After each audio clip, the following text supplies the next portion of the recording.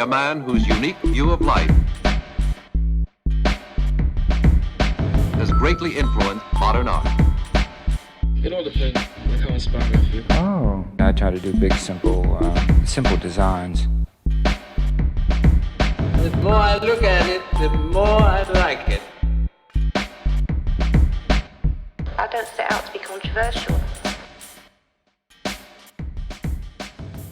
I do what I want to do. What's happening, gang? This is Richard Arthur, and this is I See What You're Saying. Today, I'm lucky enough to have with me mosaic artist Austin Basile. Did I say that right? You sure did, yeah, Austin Basile. You got it right. Right on. So first of all, where can people find your work? Right now, only on Instagram. I had a website, but I had to take it down because I couldn't afford it during COVID, and I just haven't put it back up yet. So yeah, I hate websites because I never know how to like direct traffic to them, and I'm always just like, I do tons of business off of Instagram, so like you can kill it by having no overhead. You know what I mean? Definitely, 100%, yeah. We have to save money for boxes and boxes of AK ammo. Tell us, first of all, where are you from in the world? Originally, I am from Philadelphia, Pennsylvania, United States. How much about that upbringing in Philly do you think kind of influenced what you're doing now in terms of your art journey? Growing up in Philadelphia definitely set the tone for my life as an artist. I remember going to an after-school program when I was young, grade school. There was this program called the Mural Arts program that had shown up, and I had started taking their art classes. I wanted to be an astronaut when I was younger, and during one of the art classes we did, I drew an astronaut, and my teacher, Brad Carney, who actually still works for them, he had blown up this picture of this astronaut I drew to like 60 feet high. Whoa. And we painted a mural of it in front of the Eagle Stadium, the Lincoln Financial Field. And that was when like basically my life shifted from wanting to be an astronaut to an artist. I don't remember how old I was. I was probably 12 or 11. I don't really remember. 12. Exactly. Yeah, what's funny about artists, dude, is there's this through line between all of us, no matter what our discipline, is that it seems like a lot of the magic about what we do came from praise outside of us. So somebody saw that and was like, you're glowing, do that thing. Like, you're not going to play ice hockey or like whatever you think you're going to do, which is what I thought I was going to do. I thought I was going to be a pro skater or whatever kids think, which is, you know, I'm not saying kids are dumb, but you know, everybody's not going to be Tony Hawk, dude. But by you can sure as fuck try though. Yeah, well, that's the point. That's also the point, is to allow them the space to believe they can fucking be Tony Hawk, you know? So you're now doing these meticulous mosaics, which when upon closer inspection are all comprised of mostly what? Well, my current line of work is paintings. So I have done some made out of actual bullet casings, but what I'm currently working on are large scale paintings made from tens of thousands of dots that I use bullets to paint with. So essentially I use a bullet as a paintbrush, and then I just sit there and I fucking dot and dot and dot. As you can see from some of my work, it's a lot of fucking dots. It is very bothersome sometimes. Yeah, so you go past meditation into like, what the fuck is my life zone sometimes? I hate it sometimes. Sometimes I'm there, I'm like, damn, why do I choose to do this shit? I talk about that every time on this is episode 5, and thank you so much for doing this, because like I don't really know what I'm doing. It's just that I enjoy talking to artists, and it's a little bit easier to contextualize it in a podcast, because I have tried to DM complete strangers and been like, hey, want to just gab about your thing? And they're like, who the fuck are you? Also, I'd be more than willing to have you over and come check out some stuff if you're interested in that. Dope. Yes. I live in Hollywood, so. All right. So I'm not in LA regularly, but I am in LA frequently for my neon dude. As far as I can see on Instagram, which makes everything look like a sticker, those are quite massive. Well, I'm very constrained with space, so they're not as massive as ultimately I would like them to be, because like the designs render further away from the piece. Right now I'm working on 6x5s and 5x7 foot pieces. Yeah. Yeah. Which for most people is rather cumbersome to manage. So you have a garage or some kind of a space that you're able to produce in, because an apartment in Hollywood is not going to be mega scale. I actually live in a queer artist commune in East Hollywood, and there's about 20 of us here, and we're all artists. We have space to produce work, and we're also a functioning music venue. I feel like, have I been there? I'd rather not say the name of it just to, remain safe and to I- keep my community from harm. I was going to ask if that was appropriate. When did you come to LA from Philly, if that was the journey? It was never really in the books. I moved here about 6 years ago. I moved here in 2015. I've been here for about 6 years. I was dying of a drug addiction in Philadelphia, and I could not kick the habit when I was there. Surrounded by the same entities and the same.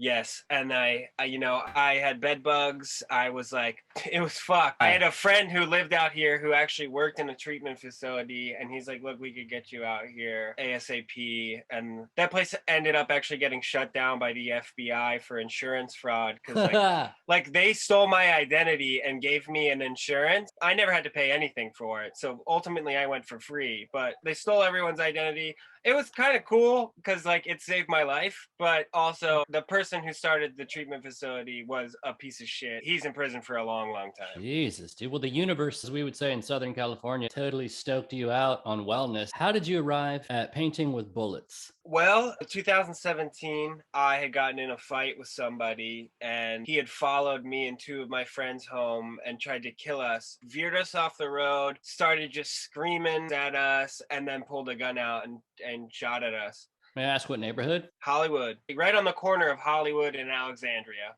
Okay, because that sounds about right. I would have guessed mid Silver Lake, Vermonty. There's a crew over there. Anyway, that's a whole nother. He was Greek. Fucking Greek. Yeah, crazy man. I just did that with an Irish accent. Sorry to cut you off. I wasn't Greek, dude. Yeah. Speaking of which, where's Basile? You like Creole or something or other? I'm Italian, actually. Okay, well, don't shoot me. I'm hack. I got no jokes. I'll probably cut all the fucking shit that's not cool out. I won't. Because that's what people are trying. Please don't. Yeah. So this Greek fella, he spills his gyro sandwich, and he crashes into you, whatever the problem was. And then now he's following you in the car, attempting we got in a fight over a chair, actually. I was sitting in two chairs. Like my feet were up, like I was lounging, like he had come in and he wanted a chair. He's like, give me that chair. And I'm like, listen, bud, there's like plenty of other chairs here. Like, go fuck off. Like, it's a restaurant, go sit somewhere else. It's a theater, actually. Like, It was an improv theater. I'm like, dude, go take a hike. Like, there's plenty of other chairs. Like, I'm lounging here. And he like rips me out of my seat, and that's how the altercation started. And Holy then shit. I had left with my two friends, and Nikki, the one who was driving, brand new BMW. She had just bought it that day, actually, and she was driving us. And he ended up like shooting her car, and it had bullet holes in it. And so anyway, how the painting started is I was like, right, like a week after that, I was going to work, and I found a bullet casing on the street in LA, and I picked it up. Trauma, I guess. I imagine you might still have residual sort of. Oh, sure, definitely. I couldn't afford therapy at the time, and I brought this bullet home, and I was just like zoning out, dead old trauma staring at stuff, just like, disassociating. I just picked up the bullet and just started dipping it in paint, and then it started like me zoning in onto canvas, or I think it was pieces of wood I found, like IKEA shelves on the street. That's how it started. Was originally for therapy. So I have to ask, the happenstance of that horrific event, then you picking up a completely random bullet on the street, to then working in the medium of paint, using that as your fingertip, basically, almost, or like a stamp. Or like a stamp, definitely. Were the early works organized in any kind of grid as they are now? Because they have come, what I imagine has been years of working on this. I work in a similar way where it's not polished. It doesn't come from some great esoteric place. It's meticulous stencil. Here's the wood. Here's the neon. Here's the fucking thing floated off the wall. It doesn't look rad. For your thing, did it start out meticulous and arranged? I just want to preface that I think Pollock's work is shit. Can we just start there?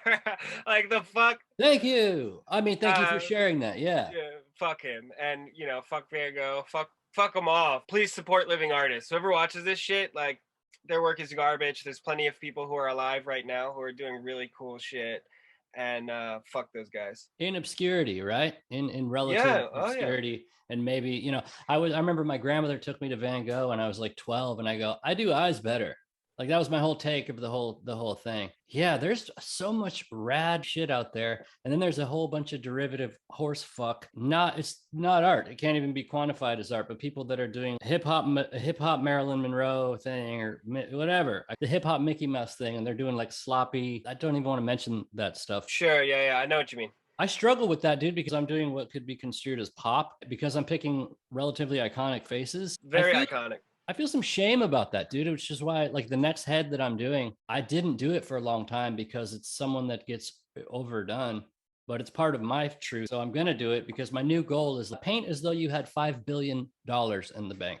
In other words, don't let collector drive anything you're doing, like, ever, as much as it's possible if people are actually buying the fucking shit, which sometimes they do.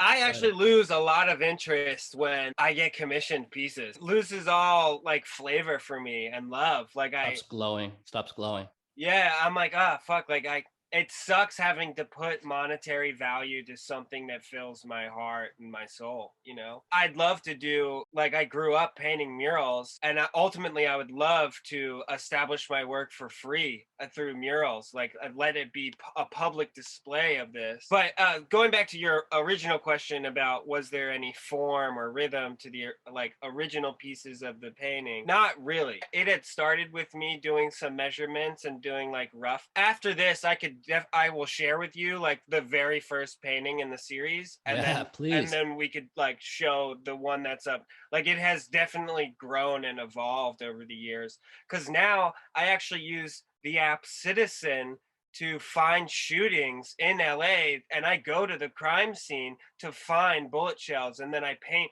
with those shells. That is dark magic right there, you know, because you are participating after, I don't say the afterglow, but the sort of ephemera of violence. So you really took that therapy and that post-traumatic stress thing and addressing that event that occurred with the Greek fella, and you really went in, you're really going in. You're almost using the phone as a medium wherever you're looking at that app. On the phone, usually. My paintings have essentially become prayers for a better world. So I would find a bullet at a crime scene, paint a painting, and then leave that painting at the scene of the crime. I would take from the universe, and then I would give back like what I believed would be a better world, and that's through color and light. And so you're transmuting this ugly, really difficult thing called the human condition, which especially in LA, and I lived there for, I don't know, 13 years, and I come there frequently, and I've had a tangle or two with some violent characters and some night war. I call it night war. Silver Lake, it's still like where you can't afford to live unless you find a commune. And, you know, like-minded souls, the whole gentrification thing. But there's still, at night, dude, it's the marks after dark thing. It's like you look really cute with your latte in the fucking morning, but the second the night falls, you're not just walking around Silver Lake. I had a friend, we lived on Hoover in this like abandoned house. We were kind of squatting. We were squatting for sure. And now it's like a big put a bird on it building. I didn't even have keys, so I just crawl into the window at night. That's where I found a bullet casing, right in the backyard of what was then this like crappy abandoned house that I lived in for like a year and a half, where I lived with a kid who was a paparazzo, and he got stabbed in front of Circus of Books. And this is like 11 or 12 years ago. So it was like you could go shake hands with Flea at the conservatory and have your intelligentsia. definitely. Oh my God, there's like Terry Richardson having a fucking bagel or whatever. But then there's the guy that stabbed my friend that the cops were looking at running away. And then my friend's like, hey, he's right there. The cops are just like that. Was just like, instead, maybe give somebody a citation for having a drum circle like they just did in Ocean Beach the other night. It's like, do you know people are getting raped? Not to make light of it, because but that's the point, is it's like, that's like when you explain what you're doing, it makes me feel like complete bullshit. Because my thing at this time is not about anything, which a lot of people would say is, I have been told by people, in other words, you're not saying anything. So what are you doing? I think about that sometimes, but also I just want to do my groove. I honestly feel like our art in this time of great danger and peril and injustice is one of the most beautiful things that we can actually give to the world. Because one, ultimately, our work isn't really going to harm many people. Ultimately, it's an act of nonviolence. So, like, we're not doing any harm by us being in our studios painting, just being by ourselves. Yeah, man. Like I said earlier, if you're not honoring this thing that you have the impulse to do, and of course, if your impulse is to beat up nice people who are occupying 2 chairs at a theater and then shoot at them, that's not the correct impulse to honor. What I mean is, I have this strange desire to watch neon things pulse on a wall that appear to be floating Oh, sure. Me too. I love that, actually. for no apparent reason other than I think it's what I'm supposed to fucking do. I love it. Very yeah. visually stimulating. I'm a big fan of your work, actually. I don't know how we actually got plugged in together, but I don't know. Instagram just does that thing. Social media makes me feel sick every time I look at it, but I also, not to belabor the sordid topic of coin, but I make a living right now from having a fucking Instagram. And that's not because I'm a blue check Sure. marker. I don't have any followers compared to, like, people that are like showing their butthole on the thing or whatever, which, not that I wouldn't do that. I have in the old days, but that's just not what I'm doing now. Yeah. Dude, imagine butthole paintings. Pretty sick. Sick. It's a double entendre. That's term. Unless, I don't know, it could be actually kind of beautiful. Have you ever heard of the artist Paul Anglada? Have you seen his stuff? I haven't. Check him out on Instagram. He's doing like really colorful, like bears, like kind of fucking. And by bears, I do in fact mean gentleman gays. I have a real struggle with the word queer because, as your local gay, that word has been hurled at me as a death threat in middle school. So I struggle with that word in a big way. Like, I personally don't identify as that word. I mean, I personally identify as an anarchist with no adjectives. That word queer is being taken back by young gay youth, and it's a term of empowerment right now. Kind of an all-encompassing thing. It's really beautiful, actually. And also, I'm aware that the term perturbs the status quo, and for lack of a better word, and I hate jargony shit, but heteronormativity, it's fine. It has its place. That's like why I'm here and stuff. It's not because two non-binary people slapped their nothings together. It's because two motherfucking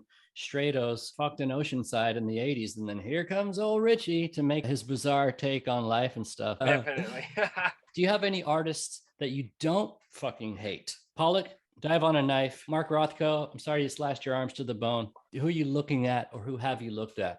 The street artist Revoke, Jason Revoke, big fan of his art, definitely. One of the interesting things he's doing, which I'll be honest, I don't fully comprehend, which to me, like I said on the DM with you, was that I don't want to understand everything. That's the problem in the world. I think the human condition is that we contextualize everything in our reality tunnel. So I look at his work, and some of it is Ellsworth Kelly, Donald Judd, like weird, towering, strange, confusing stuff. Have you ever heard of Peter Gronquist? No. Peter, he's on the Instagram too, and he's doing that similar kind of thingness of thing art, quote, nothing art. And I mean that in the best possible way, like the dimension of completely not figured out at all. But he's taking the cans and doing multiple can sprays. So he's doing what could be called action painting with the fucking yeah, definitely. Which is like, he doesn't know it's gonna fucking happen. That's something I don't have in my work. And I always am a little bit envious of artists that have, action, chance, and all that. I mean, he kind of inspired me. I started working on developing essentially a paint bullet with cellulose rounds. So it's not unlike a paintball gun, but they would be loaded into like a real firearm. And I wanted to build a machine that would have maybe 150 of these paint rounds in them, and then be able to press a button and have it be an action thing. So each one would have a different color in it. So I could build my designs with the paint rounds and then fire it. I had this vision of like the Gatling gun, Walter White final scene of Breaking Bad. You could load in the chain of different color paint rounds, and as it's like taking out all the tweak dealers or whatever. Did you ever stumble across something that you did, which was a accident which drove you in a direction you hadn't planned? Like, you know, we all have this like plan until you get punched in the face or whatever Mike Tyson says. So I got really invested with my work, and I'm trying to push boundaries with what I can and cannot do. So I started disassembling bullets, taking the primer, and I created this thing that I call active primer ignitions, where so I take out the bullet and I take out the gunpowder, and what's left is the casing and then the primer that's still in it. And I created a firing pin, which I hold in my hand and hit with a hammer. So that will ignite the primer, and I use that to make gunpowder dots onto paintings as well. I'm starting a new series attached to my Bulletproof series, painting firearms to look like porcelain and china. I wanted to ask if you ever bump up against people that sort of want to have some sort of outrage around the fact that you use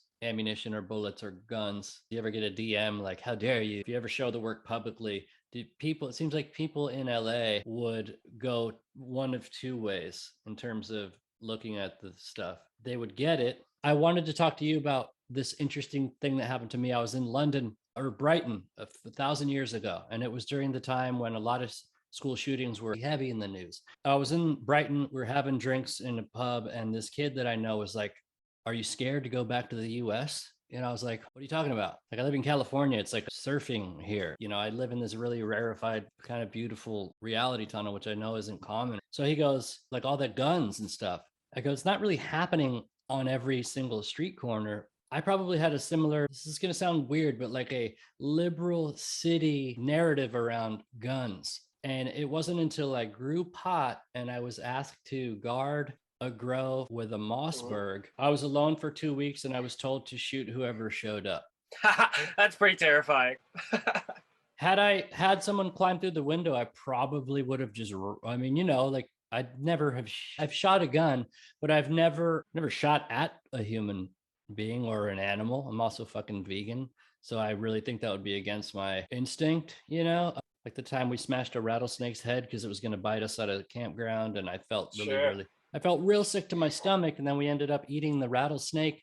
We were also high on mushrooms and naked. Nice. As you do. Yeah. So life has been really interesting. But yeah, he said that. And so he was coming from this take on it that I had previously had, which was just sort of corporate media narrative. So it isn't Fox News and it's not fucking Rachel Maddow, because those people are just both being paid by the same fucking machinery. It's about what's going on with the fucking people.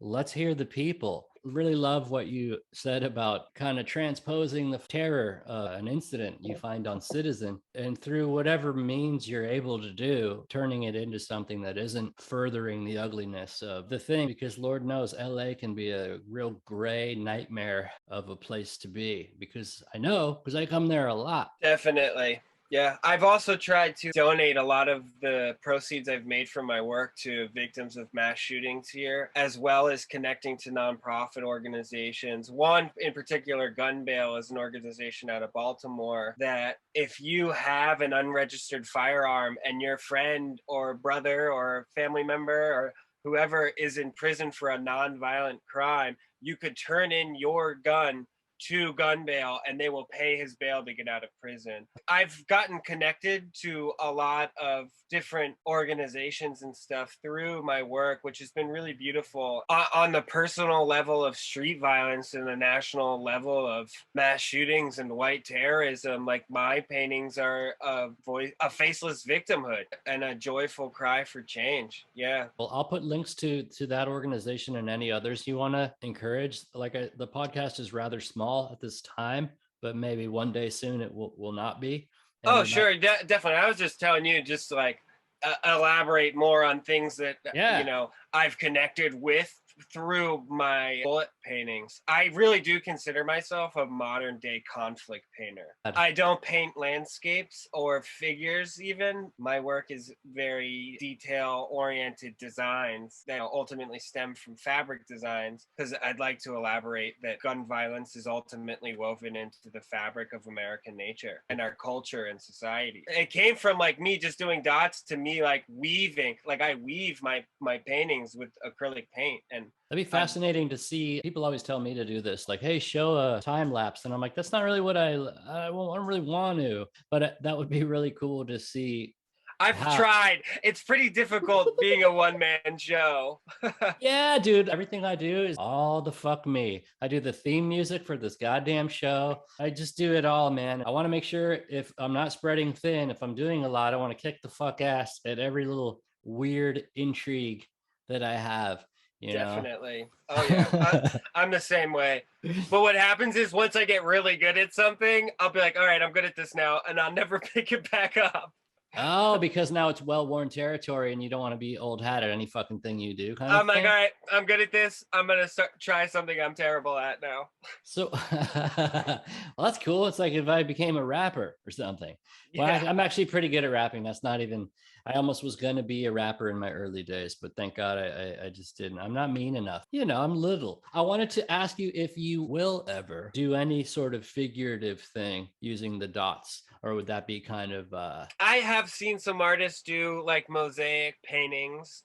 A lot of them will copy Van Gogh and they'll do the Van Gogh face, or they'll do the Mona Lisa. And yeah, I hate it. I have thought about it, but I'm definitely not there yet. I really like the fabric designs and tile designs. Like I really enjoy tile work from like Islamic mosque. That's what I was going to reference when I opened the thing. So thank you for mentioning that, because that is the first thing I thought of when I saw your work. I was like, it looks like ancient Muslim mathematics. Huge inspiration. Which a lot of Americans don't. Americans are not sort of cultured to the magic of other cultures, many other cultures. No, yeah, you're absolutely right. They're not.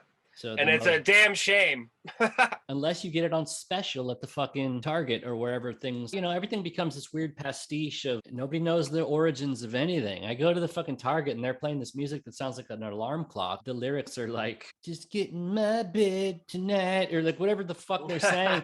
And I'm like, if you listen to pop music that sounds like every other thing, you might be a fucking idiot. Now, I'm not saying I only listen to Anthony and the Johnsons and cry and stuff. Sometimes that happens, but I also want to turn on a little Metallica from time to time or whatever. It's got to be something that hasn't happened yet. And so I saw your work. I was like, I've seen mosaics. I've seen art, including artillery or things, but I've never seen it done in the way that you're doing it. So I want to commend you on that. And that's why I wanted to talk with you. Oh, well, thank you so much. And actually, as far as I know, I'm the only person in the world who's painting with bullets the way I do. Channeled and honed in on my own style of art, which is really beautiful, because I don't want to be just another dude who's copying Keith Haring or Basquiat, because there's plenty of those motherfuckers who are also making money, but fuck them. It's so funny you say that, because the next floating head, and I have avoided doing him for this reason, but I had this thought that if it's part of your art story, do it. Just because lesser artists are doing it in a terrible way doesn't mean that you can't do it, because he's yours and he's not theirs. Basquiat is floating head number 6 in hot pink, and it's like this. I love that. Yeah. And honestly, I don't know if I've seen a Basquiat floating head anywhere. It's not like you're copying his work, but you know what I mean. There are plenty of artists who just straight up copy his work. I mention that every time I've done the show, and anytime I talk with anyone about the subject of art, is that there are all these people that are regurgitating hip hop Mickey Mouse, is what I call it. And they're taking the like throwy street art. And I'm like, you've never ran from the cops in the fucking street. You never got beaten to death like fucking one of Basquiat's contemporaries in the subway. I can't remember his name, but he looked like Basquiat, and he was beaten to death, and he was doing street art, and 4 white cops beat him to death.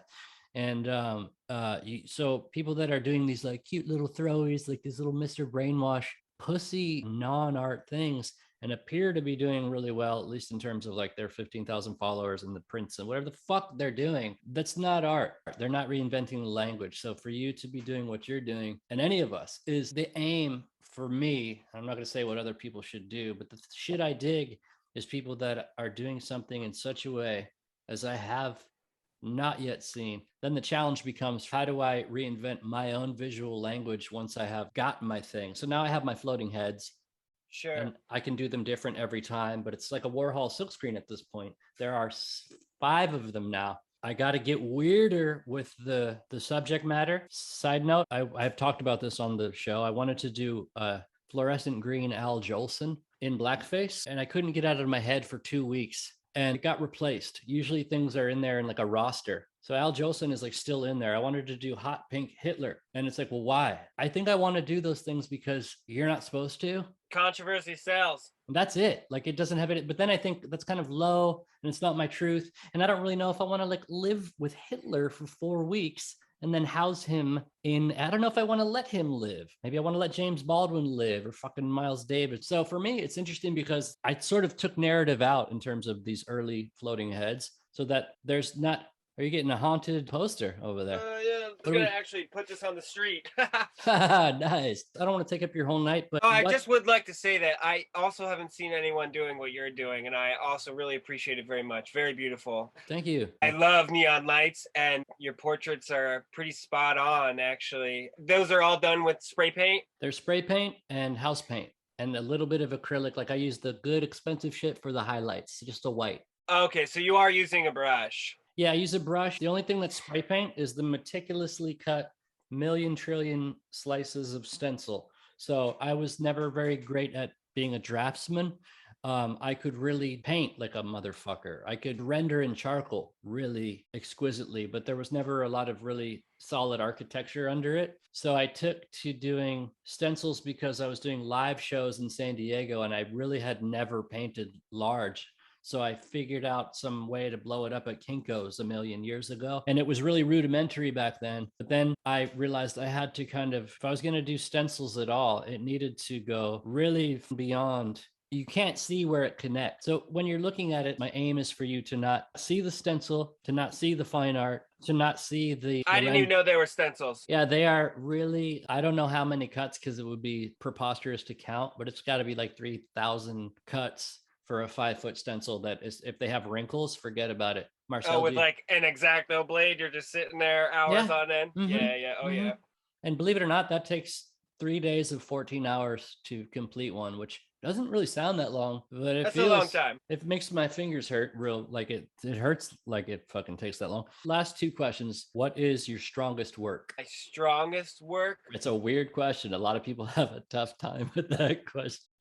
So the works I've created this year, like last year, I wasn't really painting much at all. The pandemic and all that really fucked with me. And then a member of my community, a very talented fabric artist, had taken her own life. We weren't that close of friends, to be honest, but she had come over a few times. She was friends with other friends of mine, and she had liked my work too. When she had stopped by, we had talked actually just for a little bit about some of my pieces, and her death really sparked. I was like, shit, if we're dying young, I have to step my shit up. And so that's when my work really, like this year has really taken my work to the next level, where it has become far more intricate than it was previously. And I can also send you like just an example of 2 or 3 years ago, what it was like from the beginning to now. It's just like grown exponentially. Each one of my pieces that I create, I love, and they're my babies. And like each one I love more than the last one, but they all hold special place in my heart. Like the last painting I did, a man was actually executed on my corner at the gas station. He was shot 5 times in the head. I was like getting off the subway when the shots started rattling off. I had run into my house, checking on my roommates, and I went to the corner to go see what was up and maybe find a shell. But this painting was dedicated to him because I started painting it that night, actually. Just this man that you didn't know that was assassinated. Yeah, gang violence. There's one gang in specific that runs my neighborhood, and I'm pretty sure it was related to them. I'd rather not mention their name either, to be honest. I have been trying to figure out how I can connect actually with them. Maybe bring, I don't know. Obviously, art's not going to change the fucking world, but it could change one person's life. So I've been trying to figure out like what I could do to, I don't know. You know, what's interesting about gang violence and gang members is that those people are artists too. And those people are family members too. And those people have all these struggles and fears. And not to excuse some of the horrific things they are accountable for in terms of violence and other malfeasance. I got really close with an individual from one of the gangs that ran the neighborhood I lived in. He was one of the kindest, if most conflicted and troubled persons I ever knew, but really quick to violence in terms of if it broke the code of ethics that were happening before us.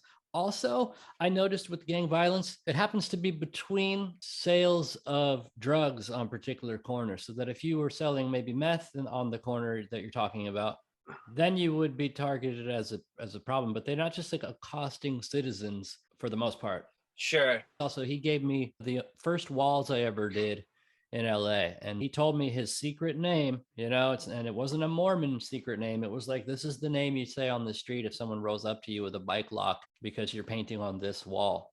Like, you're gonna have to know this name, which obviously I cannot say. It totally dashed my preconceived notions about coming from sort of not suburban California, because we were kind of like OB beach rat people, we were like beach trash. It's pretty homogenized at the beach. I mean, you know what I mean? It looks like a milky white fucking potato out there. There's not a lot of, flavor and in terms of culture. So that was like a whole eye opener in terms of, oh, he's like a person with like kids and a baby's mama, and he's got troubles and fears, and he doesn't want to go to fucking lock up. Definitely. And how I became close with him is I was walking past to hang a Grace Jones painting I had done that was like the largest painting I'd done at that point at a furniture store that I became close with the people that owned it. And to this day, I'm like, they're like family. I do Christmas at their house and shit. He saw that and he was like, oh, damn, doggy. Like, we got to get down or whatever. Like, he wanted to be part of my life and I was part of his life now. And then we ended up like, trading weed or whatever shit we did. And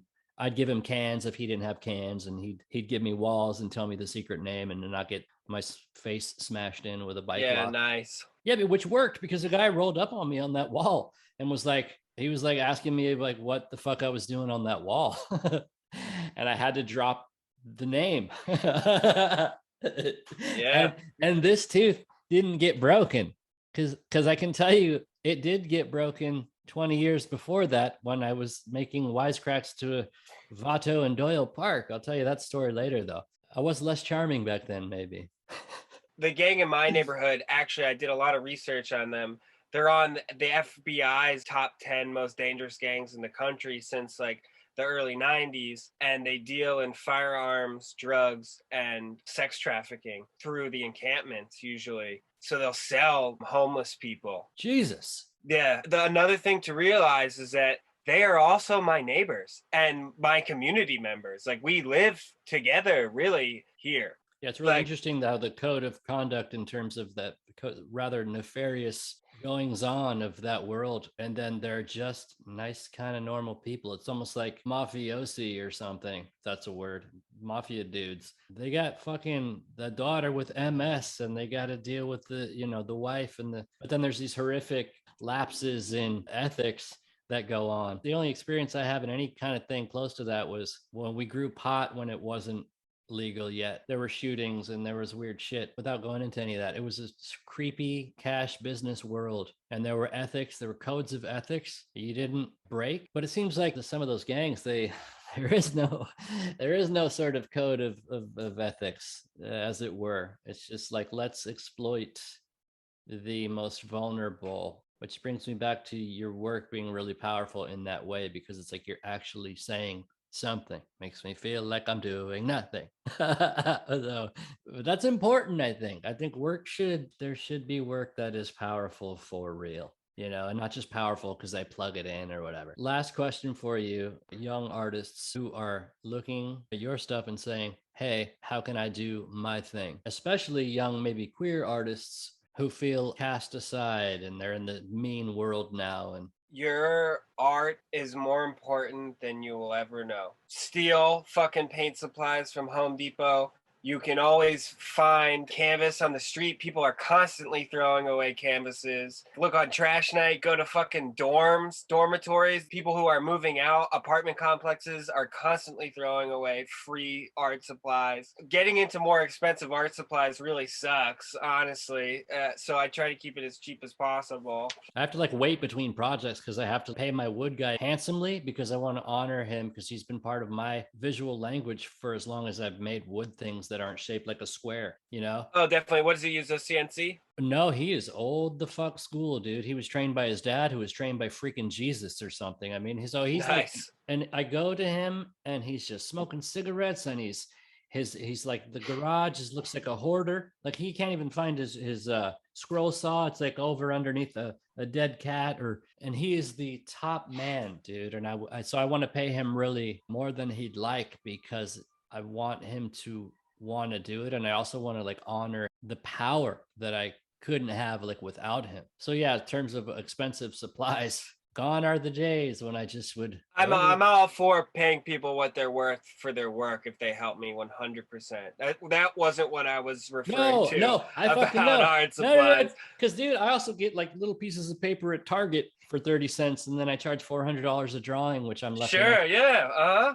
Which, thank Christ, I'm able to do that, or Buddha, whatever your poison is on that score. Thank Gaia that I'm able to do that. I will say for the young artists or anyone else, it's like my work has figuratively and literally saved my life more times than I can count. And it has been there when people have failed me. I turn to my work in times of peril and injustice. And so continue through.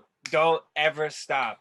And fuck everybody else, because someone's always going to have an opinion about what you're doing or how to do it better. Fuck them. If they could do it better, they would be doing it. That reminds me of one thing. I was like a video about kids going to see Basquiat, and it was like little kid goes, I could do that, and the docent or whatever goes, yeah, but you didn't. Yeah. The fuck you, Leroy, or whatever his name. Well, I don't know. It's probably racist, but anyway. No, it's not. Maybe it was a white kid named Leroy. They got those. I'm going to hell, and I'm probably editing most of this out. I'm not. I'm leaving it all in, including the Al Jolson comment, dude.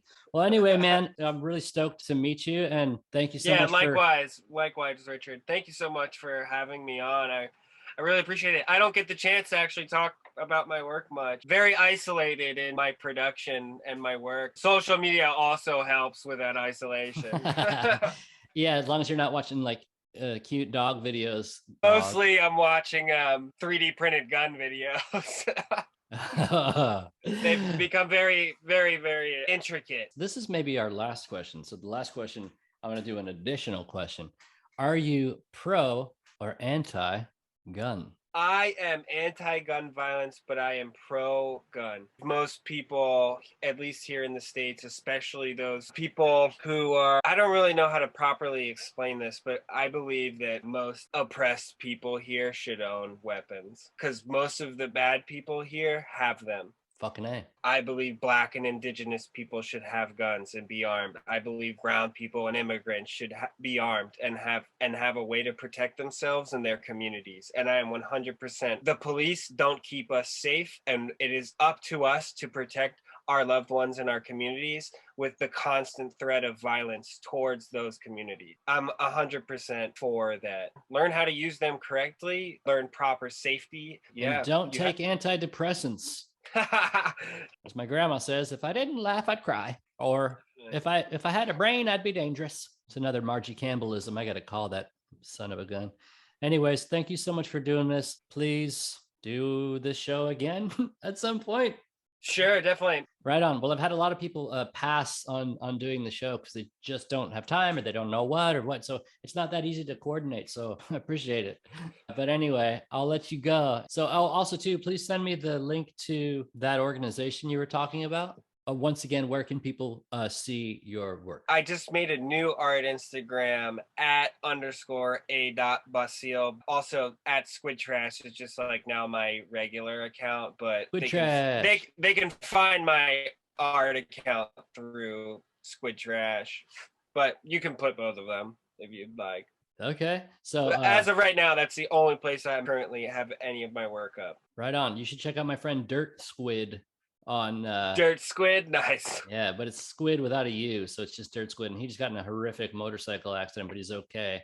He's one of my favorite painters, and he's going to do the show. I hope. I haven't even asked him yet. So we will close it on that. Thanks so much, and I'll chat with you soon. Thank you so much, Richard. Loved being on it. Cool. Take Bye-bye. it easy.